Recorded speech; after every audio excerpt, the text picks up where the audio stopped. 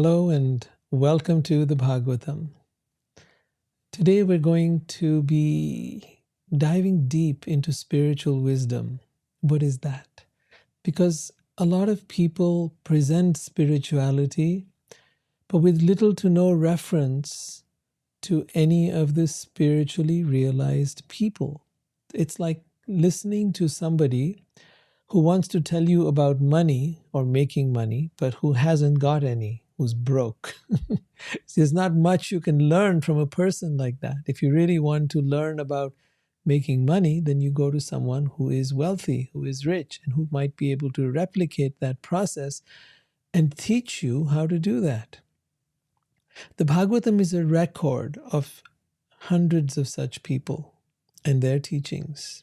Not just one person, not just one messenger, not just one savior, not just one teacher, not just one guru, but an entire generation's worth of teachers and gurus going back hundreds of thousands of years.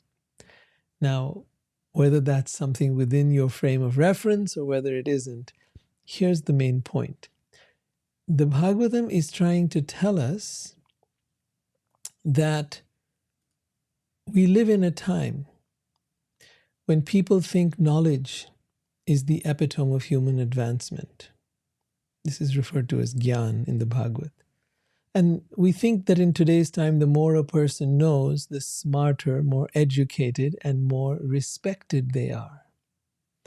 However, now with the advent of AI or artificial intelligence, our greatness, our superior intellectual knowledge-based greatness has been vastly superseded by AI.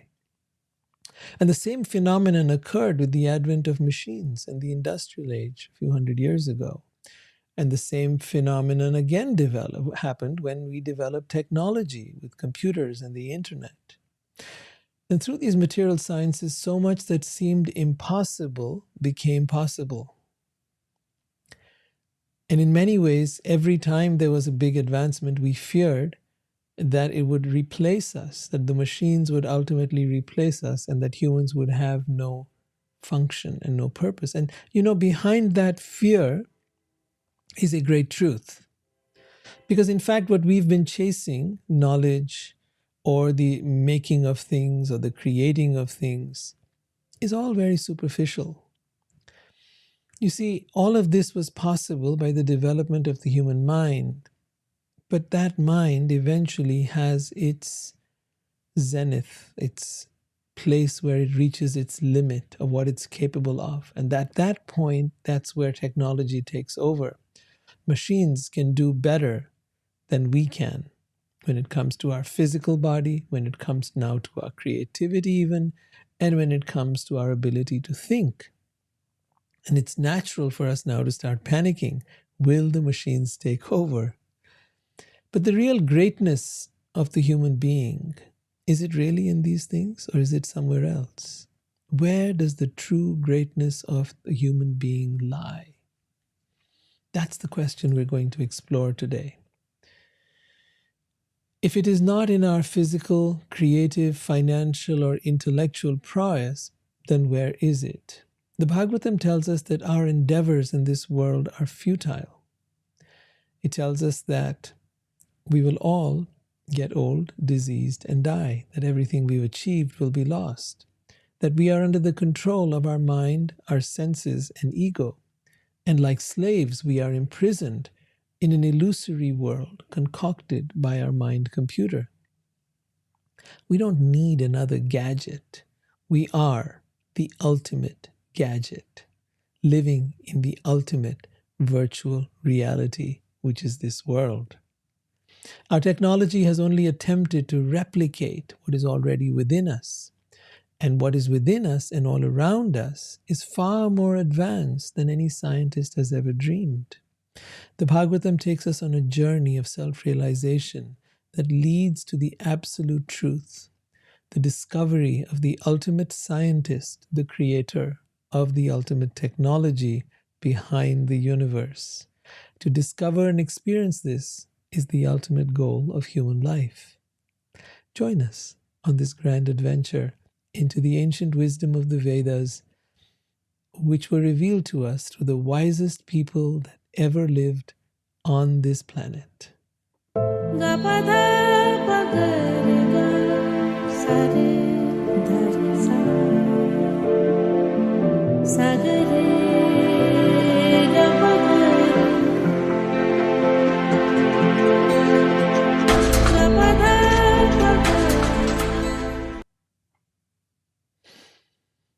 All right, so we're going to dive into the story of Jad Bharat. Now, when I say story, these are histories. They're known as Puranas. Purana means histories. They're the histories of humanity, of highly evolved beings that lived on this planet. And we've been doing this over the last few episodes, so I hope you've caught up with that. And if you haven't, please know that there is a playlist on my YouTube channel known as Bhagavatam, Ancient Spiritual Wisdom Bhagavatam. And in that, you'll see right all the way from the beginning of Canto 1 all the way up to Canto 5 where we are, and we will keep going all the way up to Canto 12 with this immense wisdom that has been presented to us from thousands of years ago. It was written 5,000 years ago and existed for thousands of years before that. Now, up till now, the narrative that we've been hearing is about a king called Bharat. Bharat, after whom the planet, rather shall I say, the country of India was named as Bharat. And not only was it India, but it was actually all around India. It went to Afghanistan and all the way to Iran and spread quite far and wide. In fact, the influence of that culture can be found even all the way into Europe, all the way into Scandinavia, all the way into China and even Japan, and the Far East and other places as well, Thailand, Malaysia, going all the way into Cambodia, Vietnam, everywhere. So this culture was spread everywhere, and it's a lot more of detail to give you about that. Someday I'll go into the history about that, and I'll make a set of videos on that. But right now we're learning about the story of this King Bharat and how he was a great king. And then at the end of his life, like many of the people in the Vedic era, he took off and renounced his kingdom, gave up his family, wealth, possessions, everything else, went to live in the forest with just nothing but the clothes on his back, and also very simple clothes at that, not all his fancy kingly clothes. And there he lived on berries and roots and whatever else one might find in the forest. No animals. And in the process of his meditations and his focusing upon the divine in those meditations, he became attached to a deer, a baby deer. And in his next life, he took birth as a deer. And then he remembered his previous life, as sometimes people do. They remember their past lives, especially young children. He then went on in his life after that to become Jad Bharat. Jad was the son of a Brahmin. His father was very priestly and knowledgeable and self-realized. But Jad was already there. He didn't need to learn anything, and he pretended to be deaf and dumb and mute. So people took advantage of him. People kicked him, spit on him, didn't feed him properly, thought he was a crazy guy. And he was so self-realized he didn't want to be around people. He didn't want to associate with anyone because he had once before done that and he had been diverted from his spiritual path.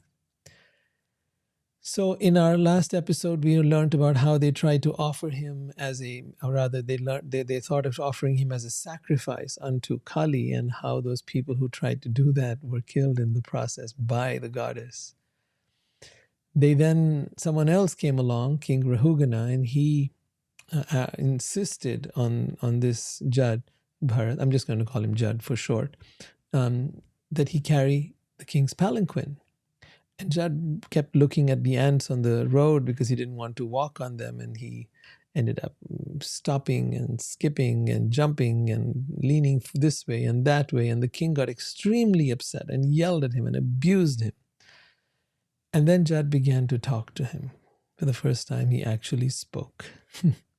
And this time, he instructed the king. And there was a lot that he said in our earlier episode, so I'm not going to go back over that. Just wanted to give you the background.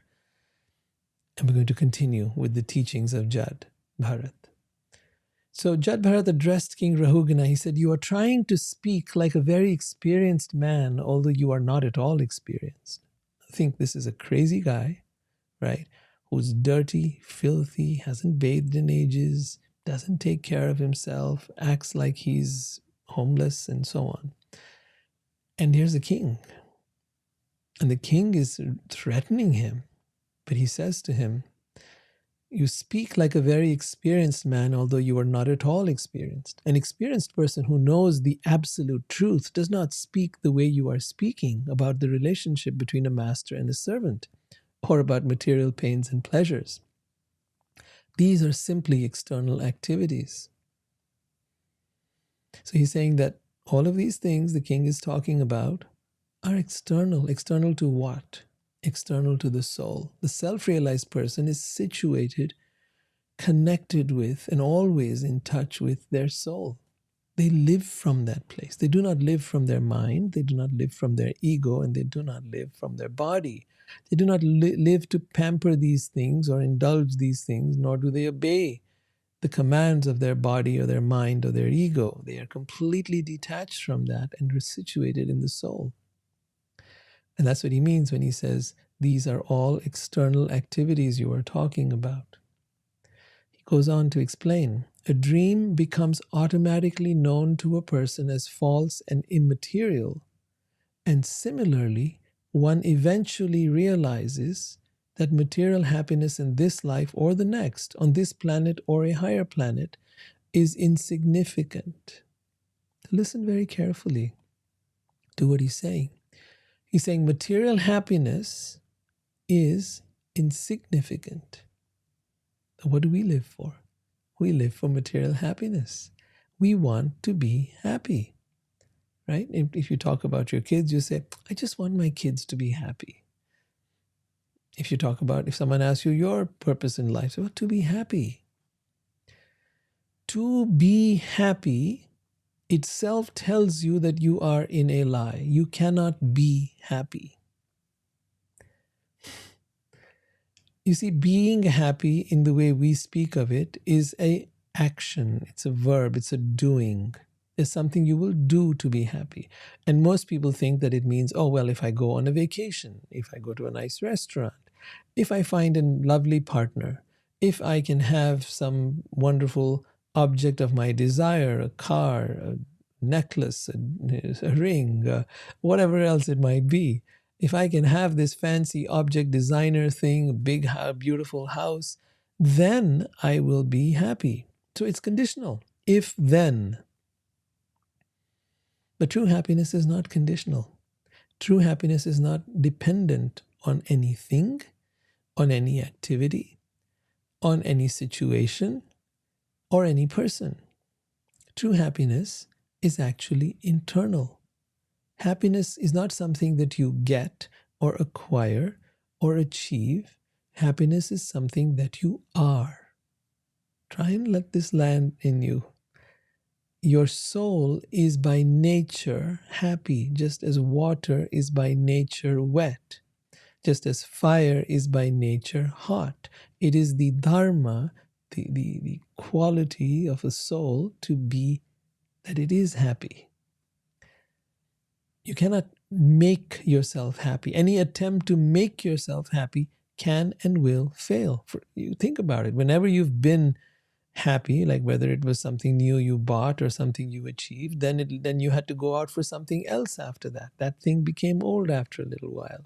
A few days later, it was an old story. Now you're trying for the next thing. And so it's a never-ending treadmill that we find ourselves on, trying to be happy. Happiness is not external. Happiness can never be external. The same is with love. The same is with peace. The same is with all the things we seek in this life. We want to live forever. We want to be youthful. We want to be eternal, right? None of that is possible for the human body or the human mind or the ego. But it is not only possible, but it is the very nature of the soul. It is the very nature of who we are. And you cannot even take it away from who we are. It is that intrinsic. It is that fundamental. Judd continues. The mind of the living entity is contaminated and behaves exactly like an uncontrolled elephant. What does an uncontrolled elephant do? Now, most of us have grown up in cities. We don't come across uncontrolled elephants. But an uncontrolled elephant, especially in the wild, is known to destroy entire fields of crops, is known to create vast devastation wherever it goes, because it's like the mad elephant. It's going crazy, going everywhere, and it's huge. So wherever it goes, there's devastation. It doesn't want to destroy anything, but things get destroyed on its path. So the mind of the living entity is contaminated. Contaminated with what? With all the stuff of the world, with all the desires, with all the sensual gratification, with all the needs. And the more our TV and our social association and our social media, they keep feeding us the stuff that we need to get and to have. And yet we never stop to ask the question. It never makes me happy. So how is it that I'm going on chasing something that doesn't actually fulfill me? So the mind of the living entity is contaminated with so many things, all the things we've heard from society, all the things that we've heard from our families and from our education. We're contaminated. And the mind behaves exactly like an uncontrolled elephant, like I was saying, destroying everything on its path. We've gone out and we've destroyed nature, we've destroyed the environment, we've destroyed millions of human beings, killed them in the process of trying to get our goals, trying to get our power, trying to get fame, trying to do whatever it is it takes. So the mind keeps the living entity attached to the material world, attempting to enjoy the senses. Very powerful point. Really listen carefully. This whole section we're going through today is gyan, deep knowledge, deep wisdom. So listen very carefully, take notes if you want to, play back the video if it helps, but pay attention. The mind keeps the living entity attached to the world, attempting to enjoy the senses. Notice the word attempting. Attempting what? Why? Why does it say attempting? Because in fact, it's not possible. No matter how much you enjoy the senses, it's never enough. And if you overload the senses, then they reach a point like if you drink too much or eat too much or sleep too much. To a certain extent, it's okay. But the more you do it, then you reach a point where it becomes toxic, it becomes harmful, it becomes injurious to our health, to our well-being.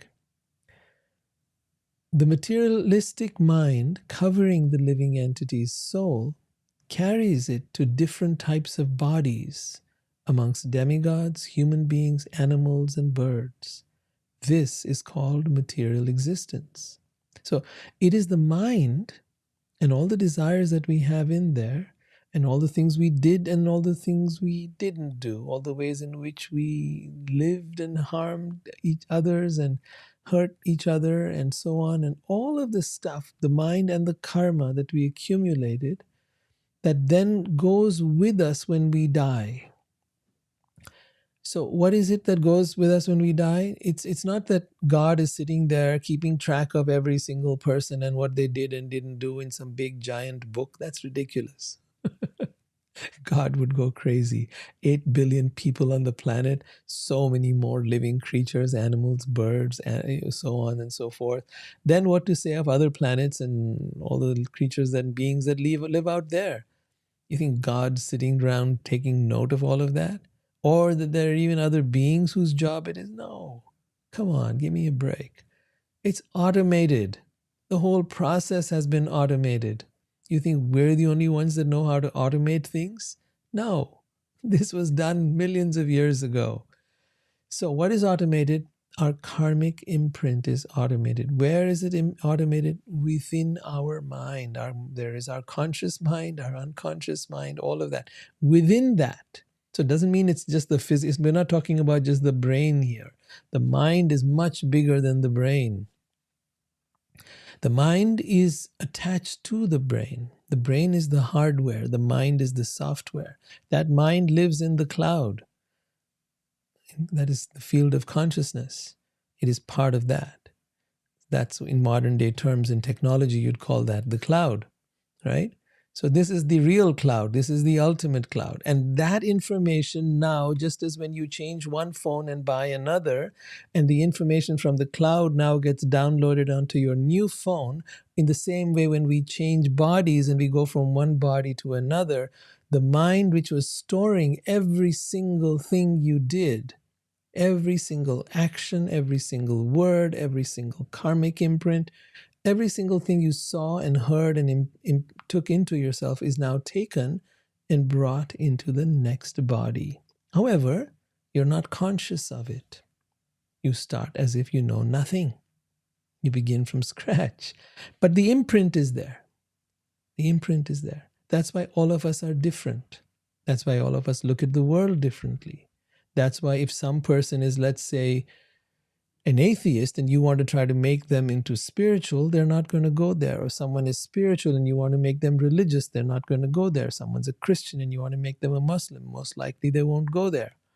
So that's all because the imprint within them, the journey that they are on, the path that they've been following, has followed them. Krishna says, wherever and whatever the mind is fixed on at the time of leaving this body, to that state you will go. Means that will determine your next life. Okay? Remember how you've heard about how at the end of life people see their entire life in front of them? Yes, that's a recap going on.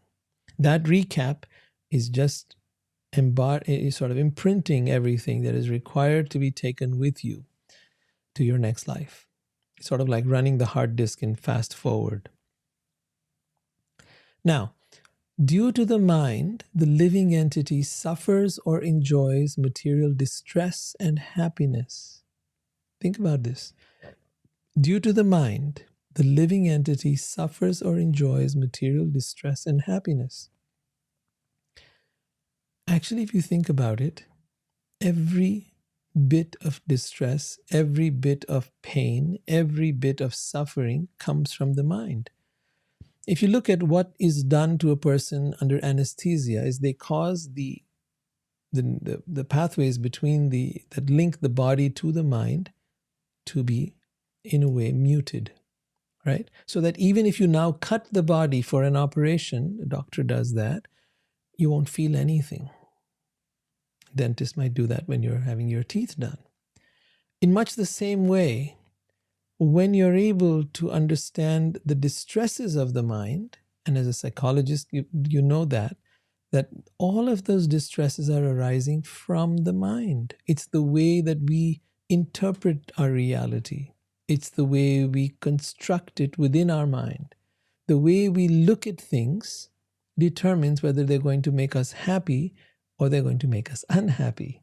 Somebody might see the loss of something as being a good thing, or someone leaves them, they might see it as good, and someone else might see it as the end of the world.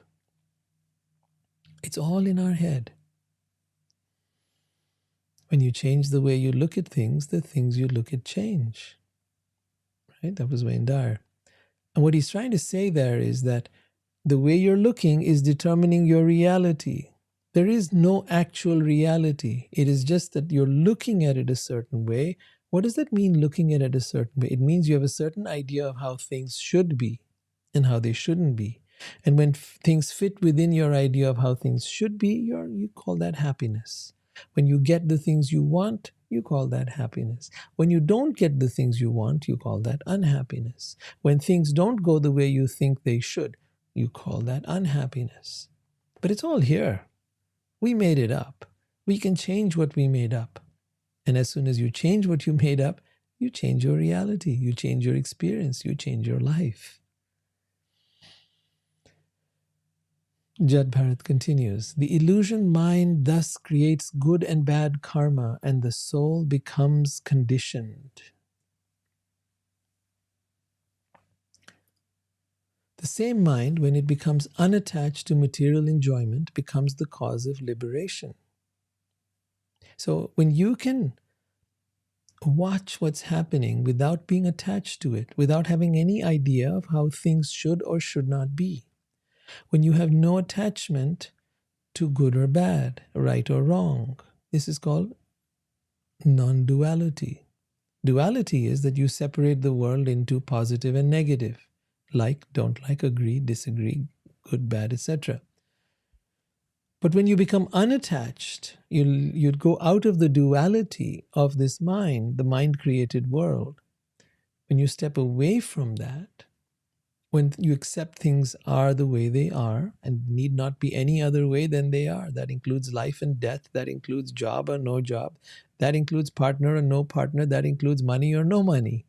When whatever it is seen as a cause of celebration, of existence. This is the new moment in time when I get to have this experience of having no money, this experience of having no partner, this experience of having whatever, cold, hot, right? This experience of being in this in the summer where it's 100 degrees Fahrenheit or 30, 40 degrees centigrade. That's the experience I get to have today, and I'm going to enjoy it. There's no attachment. Whatever shows up, I'm going to enjoy it. Whatever happens, I'm going to enjoy it. My enjoyment is not dependent upon how things should or should not be. My enjoyment is internal. My enjoyment comes from me. It is not dependent on my circumstances.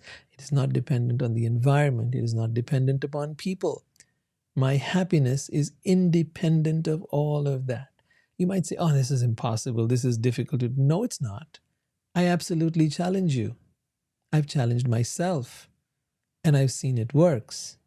I've seen that when we start to become unattached to the way things should and should not be, then we become happy because the mind is suddenly out of a job. It has no place anymore. It's not able to divide the world up into positive and negative the way it used to. And now suddenly you're free. Jad Bharat continues, when the flame in a lamp burns the wick improperly, the lamp is blackened. But when the lamp is filled with nice ghee or oil and is burning properly, there is bright illumination.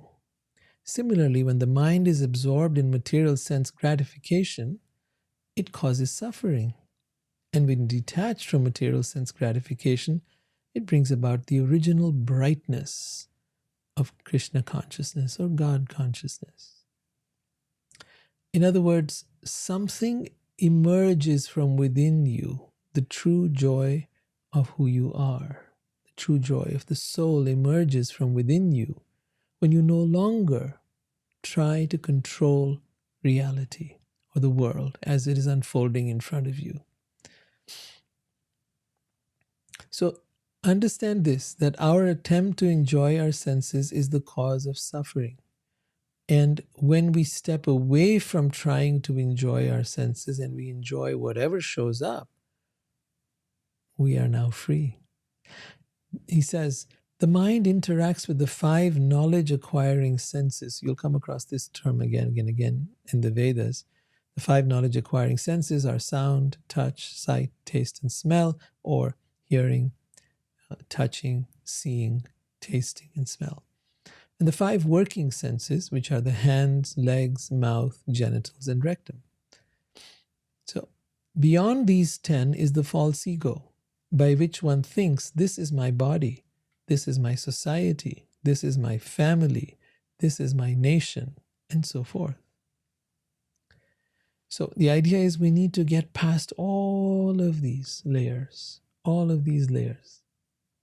And then what will happen? There's more. The physical objects, that our temperament, the culture that we grew up in, our destiny, which is our karma, and time cause the mind to be agitated, transforming it in millions of ways. But all of this is done under the direction of the Supreme Godhead. Krishna says in Bhagavad Gita, Maya dakshena prakriti suyate sacharacharam hetunanena kaunteya jagad viparivartate. This material nature is working under my direction, producing all moving and non-moving beings. By its rule, this manifestation is created and annihilated again and again. What does this mean? Does it mean God's controlling everything? Does it mean that we are all puppets in the hands of some God out there? No, it doesn't mean that. It means that the infrastructure of this world is created by God through his assistants like Brahma. But the infrastructure is put into place. Now we come into this place and we have the freedom to do whatever we want. We could understand how the infrastructure works and we could detach ourselves from it. And we would then become masters of this world. Or we could be puppets if we want, living under the control of our culture, our destiny, our temperament, the objects of the world, our desires, our senses, our mind, our ego. We're then trapped in a web. And it will seem like there's no way out. But the way out exists. The way out very much exists. And it has been done by thousands of people across the ages. The Bhagavatam is a record of that, to give us evidence that it is possible, that it has been done, and that it can be done, even now. Chad Bharat continues, the conditioned soul has many ideas and activities created in the mind by the external energy. So there's this external energy of the world which is then acting upon us. And many will say, oh, the stars are having an influence on me. Oh, the weather is having an influence on me. Oh, the environment, the people. Yes, there are many things that impact us. Our job is to not let them impact us. How do we do that? Once again, by not buying into the mind. The mind is the focal point. If you buy into what the mind is telling you, then you are trapped.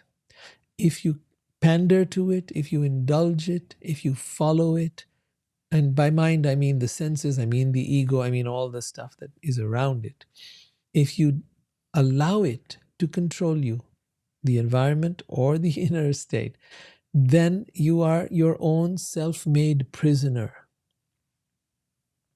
It's not God that wants it. God wants that we are liberated.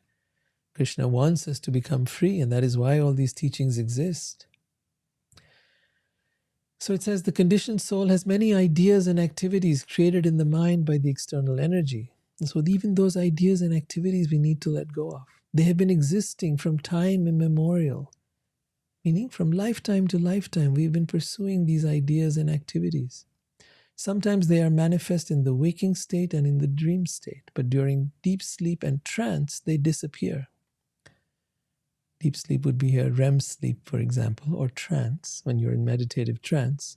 Then all those desires and all those activities that you want to do and your to-do lists and all your ideas and theories about life all disappear. A person who is liberated in this life, the term used is Jivan Mukta. Mukti means liberation and Jivan means life. So a person who is liberated in this life can see all these things vividly. So Jad Bharat is such a person. He can see that, where the king in this story cannot. The Supreme Godhead is the all-pervading cause of the creation. Sarva Karana Karanam. That is what is referred to. That Krishna, in his manifestation as Vishnu, etc., is Sarva Karana Karanam, the cause of all causes, the cause behind all causes. So the Supreme Godhead is the all-pervading cause of the creation. He is complete and full of all opulences. He does not depend on or need anything. This is such an important thing. The word God, where did it come from? It's an important thing to learn.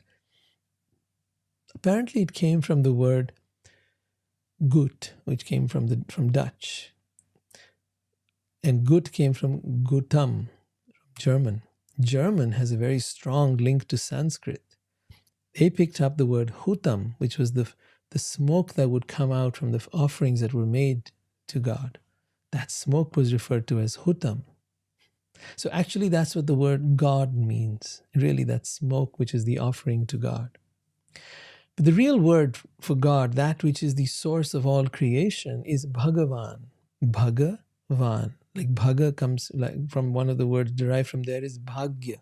Bhagya means good fortune. Van means one who possesses all that we may desire. They refer to 6 different opulences. One who possesses all knowledge means knows everything. All fame is known everywhere. So it doesn't matter what name you call God, Allah, Jehovah, Krishna, Christ, whatever, we are still talking about the same being, God. So who's famous everywhere? Who has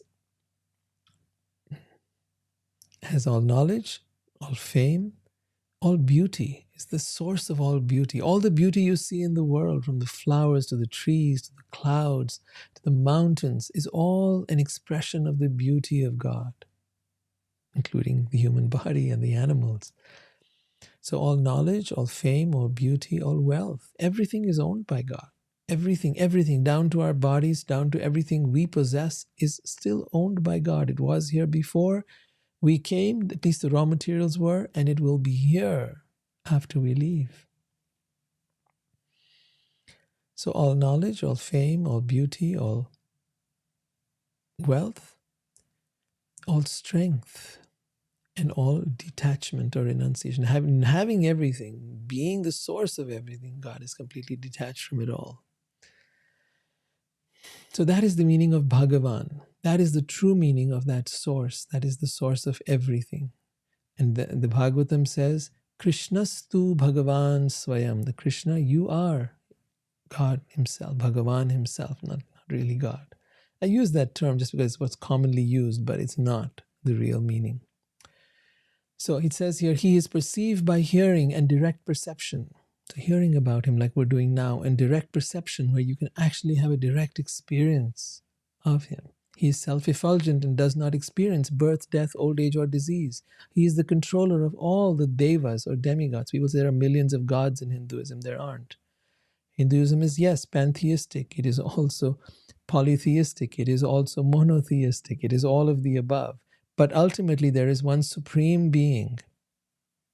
And there are many devas who support that supreme being, who are like the members of Congress, like all the different bodies you have, the governors and so on and so forth of different states. They are like that. Hinduism does not have millions of gods. It has one God, and it has millions of assistants to manage the universe. So he is the controller of all the demigods, devas, that's what they're called. He is called Narayan or Vasudev. Narayan, Vasudev, Hari, Vishnu, and ultimately Krishna. And he is the shelter of all living entities. He is present within the hearts of all living entities, just as the air or pran, which is the vital force, is within the bodies of all beings. In this way, he controls the body.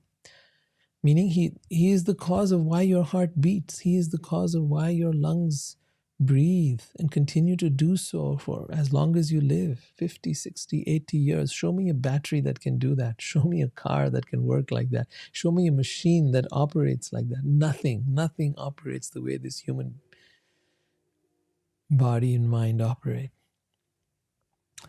Then he continues, the mind is the cause of all tribulations of the conditioned soul in the material world. As long as one accepts the material body as the self, and is not freed from the contamination of material enjoyment, as long as one does not conquer his 6 enemies, that is the mind and the 5 knowledge-acquiring senses and the mind and the senses, and come to the platform of self-realization by awakening his spiritual knowledge, one has to wander among different places and different species of life in this material world. The uncontrolled mind is the greatest enemy of the living entity. If one neglects it, or gives it a chance, it will grow more and more powerful and will become victorious. Although it is not factual, it is very strong. It covers the true nature of the soul. O King, please try to conquer this mind by the weapon of service to the lotus feet of the spiritual master, the Guru, and of the Supreme Godhead. Do this with great care. So I hope that message is very clear. The uncontrolled mind is the greatest enemy of the living entity. Krishna also says this in the Bhagavad Gita, for one whose mind is under control, it will be the best of friends. But for one who has failed to control their mind, it will be the greatest enemy. So now the king, having heard all of this, is very, very moved. He says, O most exalted personality, you are not different from the Supreme Godhead. By your influence, all doubts in my mind have been removed. My body is filled with dirty things, and my vision has been bitten by the serpent of pride. Due to my material conceptions, I am diseased. Your nectarian instructions are the proper medicine for one suffering from such a fever, and they are cooling waters for one scorched by the heat. The heat of what? The heat of this material world. You are hiding your transcendental blissful position. I offer my respectful obeisances unto you. Your instructions for self-realization appear very difficult to understand. Please repeat them in a simple way so that I can understand them further. Jad Bharat continues. Some material manifestations moved on the surface of the earth. On insects, animals, humans. And now he's coming back to his own story. Some material manifestations move on the surface of the earth and are called palanquin carriers, because he was the palanquin carrier for the king. Those that do not move are objects like stones. In any case, the material body is made of earth and stone. Upon its shoulders is the wooden palanquin. Now, again, he's referring it back to the king so the king understands. And within that palanquin is the so-called king. The body of the king is a transformation of earth. But within that body, your lordship is situated, falsely thinking you are a king. The condition of these innocent people carrying your palanquin without payment is very lamentable. They have been forcibly engaged in serving you and are certainly suffering due to this injustice. This proves that you are cruel and unkind. Yet due to false prestige, you were thinking that you are protecting the citizens. This is ludicrous and foolish. You could not have been adored as a great man in an assembly of persons advanced in knowledge. To be advanced in knowledge is what Jad Bharat is, a person who can see beyond the material coverings, who sees to the heart of a person, who sees to where someone is truly at, who sees beyond the veil of so-called reality and understands things at a much deeper level. Jad continues, all of us on the surface of the globe are living entities in different forms. Some of us are moving, some are not moving. All of us come into existence, remain for some time, and are annihilated when the body is again mingled with the earth. We are all simply different transformations of the earth. Everything grows out of the earth, and when it is annihilated, it again mingles with the earth. In other words, we are but dust, and we shall but be dust. Such an important point he makes. Humanity has lost this awareness that we come from the earth and go back to the earth. We have lost contact with nature, with the earth, and as a result of which we have desecrated the planet. We have been killing the animals, we've been eating them. We have no contact with what the earth is or even what those animals are. If only we would stop and really examine what we're doing to ourselves, to our planet, to each other, to the animals that live here, we would be ashamed of ourselves. We are perhaps the worst this earth has ever seen. I mean, there have been terrible things in the past, no doubt, but never at this scale. Chad continues, although the universe may temporarily appear to be the truth, it ultimately has no real existence. The earth was originally created by a combination of atomic particles, but these particles are impermanent. Actually, the atom is not the cause of the universe, and the varieties found in the material world are not simply the result of some atomic juxtaposition or combination. Have you just noticed something? He's talking about atoms. This was written 5,000 years ago and was known for tens of thousands of years before that. They knew about atoms. They knew that atoms are what make up the entire world. Atomic particles. That these particles are impermanent. They move around and reform themselves. Matter is neither created nor destroyed, so therefore it keeps on changing shapes and forms. Actually, the atom is not the cause of the universe, and the varieties found in this material world are not simply the result of atomic juxtaposition or combination. Since this universe has no ultimate existence, the things within it, shortness, differences, grossness, skinniness, smallness, bigness, result, cause, living symptoms, and materials are all imagined. Please understand this. Many of us, as we start aging, we start thinking, oh my God, look at the wrinkles, look at this, look at that. All that is imagined. We are getting too caught up in what we see with our eyes. None of that is real. That is just earth, and it will go back to earth.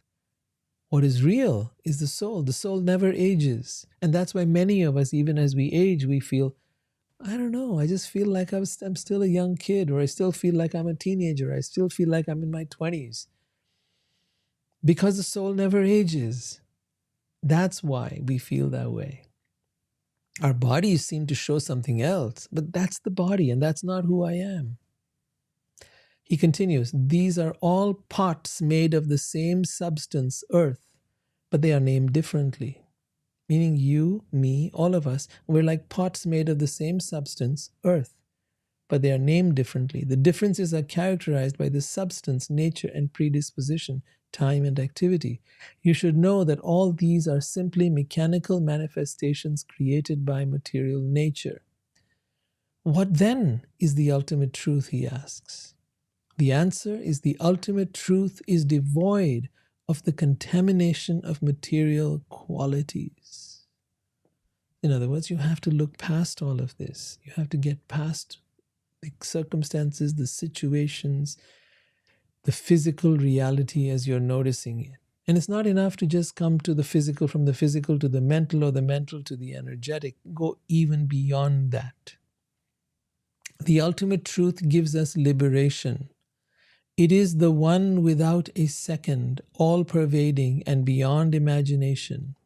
The first stage of realization is the knowledge of Brahman. Brahman means you become aware of the presence of the divine in every atom of the creation. That everything is made of that. Everything. The second stage of realization is Paramatma, becoming aware of the presence of God within us. Paramatma, the great soul, the super soul, who is realized by the yogis. Finally, full realization of the same supreme knowledge is realized in the Supreme Person, who is described by all learned scholars as Bhagavan. Bhagavan has many names like Vasudev, like Vishnu, and ultimately Krishna. And he is the cause of the Brahman, the Paramatma, and this entire material manifestation. There are many processes to understand the absolute truth, but the absolute truth is only revealed to one who has attained the mercy of a great devotee by smearing his entire body with the dust of their lotus feet. In other words, getting the blessings of a highly evolved being. Who are the pure devotees mentioned here? Now he gives the symptoms. How do you know you're in the association of such a person? In their association, there is no question of discussing material subjects like politics and sociology. They only discuss the qualities, forms, and pastimes of the Supreme Godhead. He is praised and worshipped with full attention.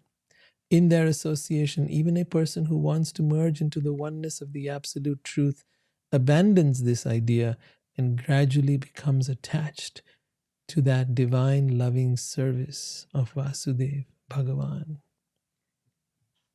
In a previous birth, I was known as King Bharat. I attained perfection by becoming completely detached from material activities and understanding the Vedas.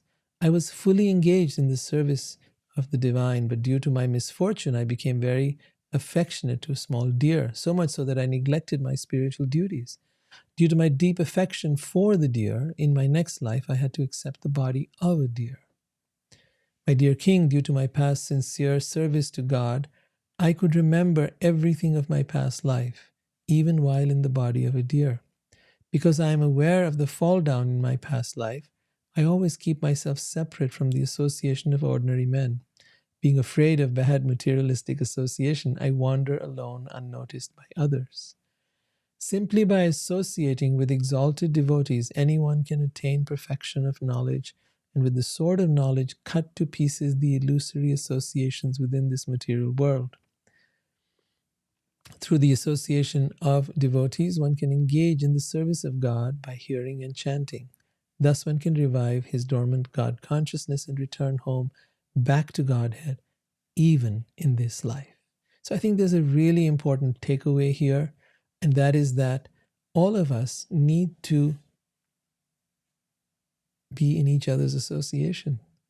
And I think it's very important. We need each other.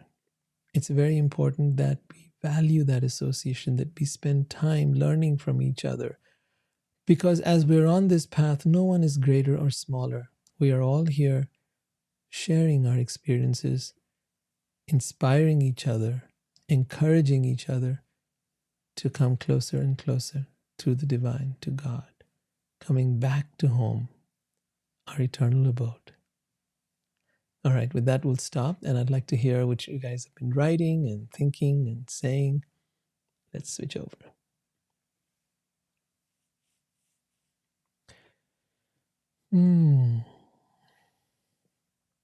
This was a fascinating section of the Bhagavatam.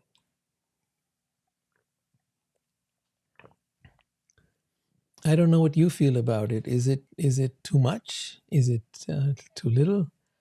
Is it too harsh? Is it too difficult to understand? And if so, please ask me in the questions. I'd be happy to answer.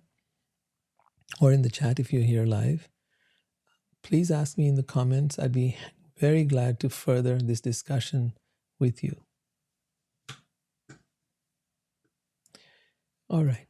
Celia, you've written here, becoming more aware of the activities of my mind shown in a recent dream, the object of my desire was denied. A stadium filled with others observed my humiliation, which turned into great humility.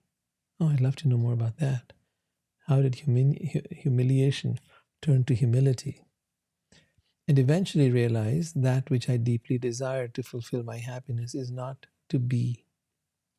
Concluding with why then try to pursue happiness outside myself, which cannot be.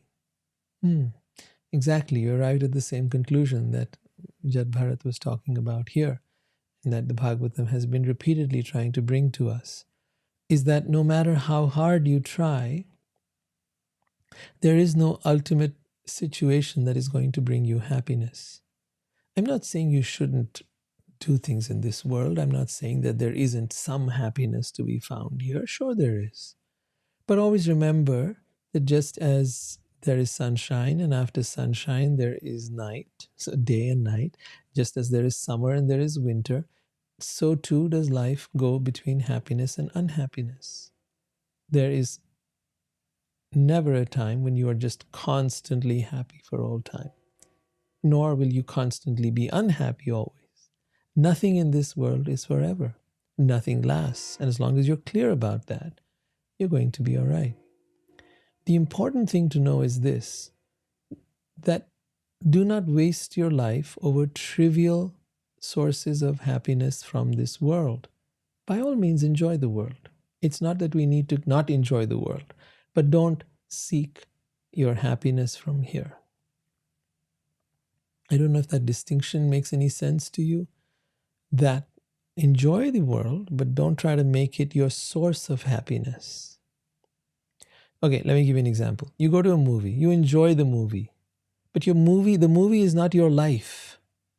right? For a few moments, you laugh, you cry, you get scared, you do go through some experience. Nice. It was a movie, right? When you walk out, the rest of your life is waiting. So similarly, the things of this world can give us a little bit of pleasure here and there, but they are not our real life, nor will they give us real happiness. Keep that perspective in mind, and then the things of this world will not bother you. You will not get attached to them. You will not cling to them. You will not hold on to them. If a person comes in whose company you're feeling good, wonderful. But there's no guarantee they will stay. And even if somebody stays, there's no guarantee they will live with you forever. You know how they say, till death do us part. Well, then death did you part. And at that point, somebody is going to be left alone, unless both people died at the same time. But invariably, that doesn't happen. So it's very important to know that the source of happiness is within us. And that the only way to access that happiness within us is when we master the mind. We learn to control the mind. The way you control the mind is you learn that A, nothing it says is true. I mean, the things of the world, the practical stuff, all right, we'll grant it that. But anything that it has to say around happiness or love or peace or the things we really want, it cannot give us. It is a imposter, pretending to want to give us things, pretending to tell us the truth. In fact, it cannot. You might step in front of the mirror one day and say, oh, look at you, you've put on so much weight. Oh, you've got so many wrinkles. Oh, you're this, you're that. But it's an imposter. That's the mind talking. Right? Look at you. You're not looking so great today. You're looking your worst. No one's going to like you. No one's going to want to talk to you. That's your mind making stuff up. Stop buying into it. Believe nothing it tells you. So that you will no longer be attached to its thinking and therefore no longer attached to the world. At the same time, also realize that the sensory pleasures that we are chasing are also not going to fulfill us. They're not going to give us what we want. I'm not saying don't enjoy a nice meal, don't enjoy some sensual pleasures. Yeah, go ahead. But don't delude yourself that this is what life is about. I see people chasing sensual pleasures as if it was the ultimate thing in life. I'm sorry, it isn't. Your senses are temporary. You can only enjoy sensual pleasures for a few moments. Few hours, okay, but not all day, not all the time. And gradually, as your body gets older, it becomes less and less and less capable. So this is important to understand.